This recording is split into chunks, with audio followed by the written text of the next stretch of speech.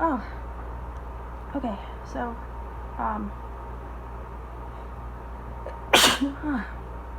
so I've been super tickly. Gonna try to spit this out real fast. So I'm gonna read, something today and try to read in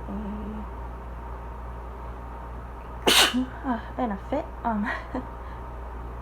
So I will be reading about, pollination and how pollination occurs. I will also put the link to this article in the description the description box.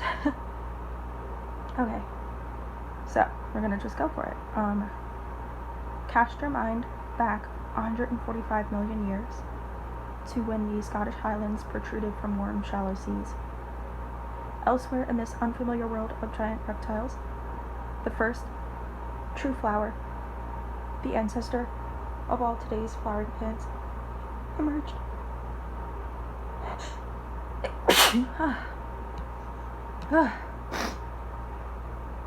Reproduction is, of course, essential for all life. Where would we be without it? The flowering plants, or angiosperms, have got sex down to a fine art and are one of evolution's great success stories. A flower is a fascinating structure. If we take a close look at a typical flower, we see that it is surrounded by a circle of green sepals, which make up the calyx. Within this is the corolla, the circle of petals, which in turn surround the sexual organs. The male parts of the flowers are called stamens. They have anthers containing pollen at their tips. Pollen is a fine, tough-coated powder containing the male sex cells. The female part are called carpels. The carpel is made of an ovary, a style producing from it, and a pollen-receiving stigma situated oh shit, at the tip of the style.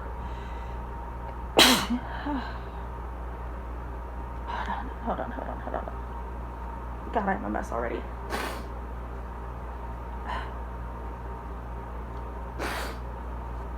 Oh my god. Whew. This is fitting, which is why I chose this article. Okay.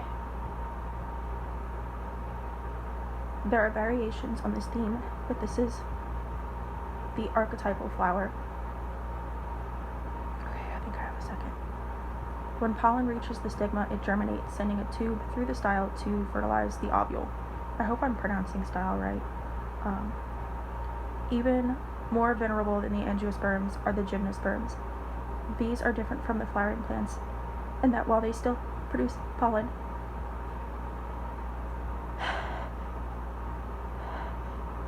their sexual organs are cones rather than flowers, and their seeds, unlike the angiosperms, are not enclosed within an ovary.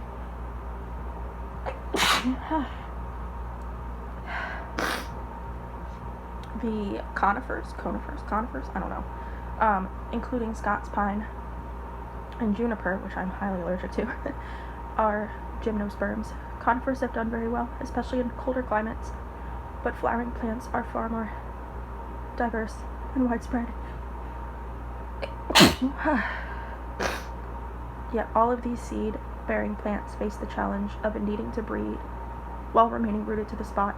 They obviously cannot roam to find a mate as animals can, so they have evolved some astonishing ways of transferring pollen from anther to stigma. Okay. Many flowers make use of the wind to carry their pollen to the carpels of other flowers. This can be something of a lottery, after all, once the pollen is carried aloft on the breeze. Oh, fuck. The plant has no control over where it will land, or in whom. To improve its chances, it invests in numbers. Large numbers. Yeah. Tell me about it.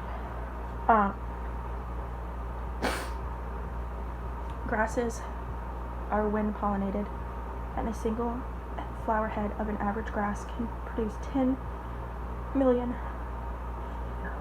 pollen. Great. Fuck. Any one of those only has a minuscule chance of landing on the stigma of one of its own kind.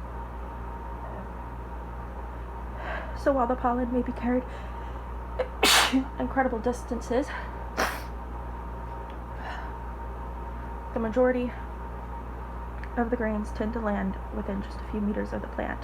Therefore, when pollinated plants usually grow closely together to increase the likelihood of pollination. Ew.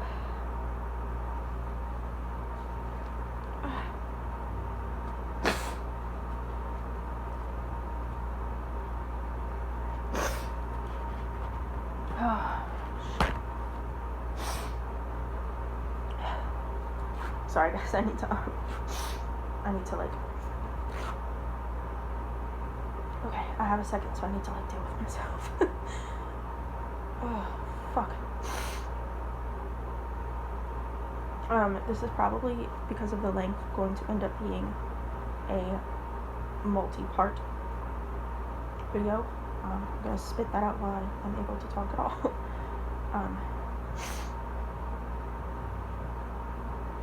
Yeah, but this is actually going quite well.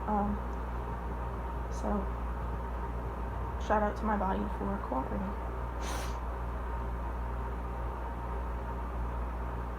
Whew. Alright, let's keep reading before it starts again. Another adaptation to improve their chances of successful fertilization is in the structures of the flowers themselves. The stamens of many wind-pollinated flowers stick out quite a distance from the flower, giving them plenty of exposure to the breeze.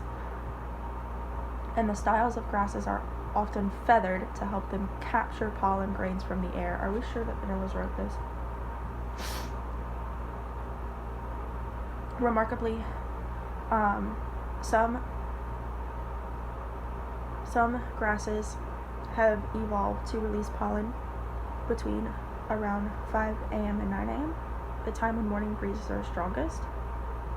Many wind-pollinated trees, such as birch and hazel, both of which I'm allergic to, have catkins, which dangle from the branch so that the pollen is easily shaken loose in the wind. Fuck me.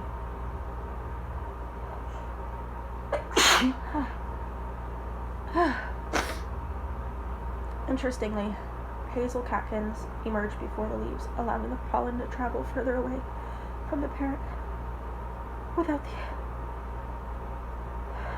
the obstruction of foliage. Pollination by water is much less common, but it does occur in some of the pond weeds. When pollen is transported on the surface of the water, it has the advantage that it is only traveling in 2 rather than 3 dimensions. This improves its chances of landing on the flowers, which are at the water surface. In contrast, for some insect-pollinated flowers, oh my god. It is a distinct advantage to become flooded with water.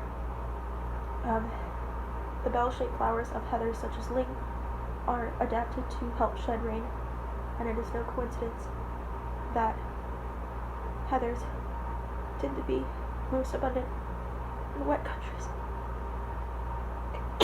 such as Scotland. Okay, I'm gonna stop there because that's the end of the section, and we're gonna make the next one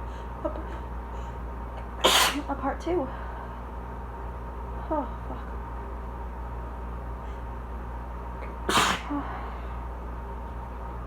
Whoa.